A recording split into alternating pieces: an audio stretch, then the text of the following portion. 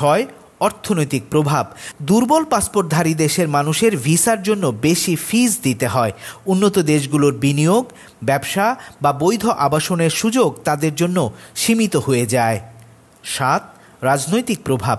কিছু দেশ দুর্বল পাসপোর্টধারী দেশের মানুষকে আশ্রয় প্রার্থী মনে করে। শক্তিশালী দেশের পাসপোর্টধারী দেশের মানুষেরা অনেক সময় তাদের প্রবেশে কড়াকড়ি আরোপ করে।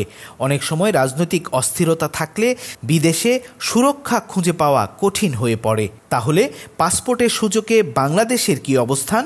হ্যানলি পাসপোর্ট সূচক অনুযায়ী 2025 সালে বাংলাদেশের পাসপোর্টের অবস্থান 96।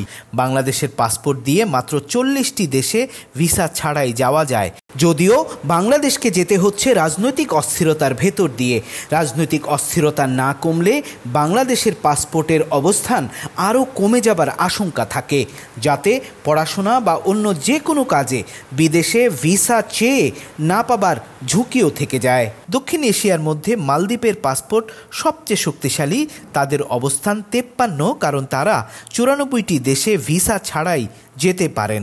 আর বিশ্বের সবচেয়ে শক্তিশালী পাসপোর্টের তালিকায় শীর্ষে আছে সিঙ্গাপুর। দেশটির নাগরিকরা 195টি দেশে ভিসা ছাড়াই যেতে পারেন।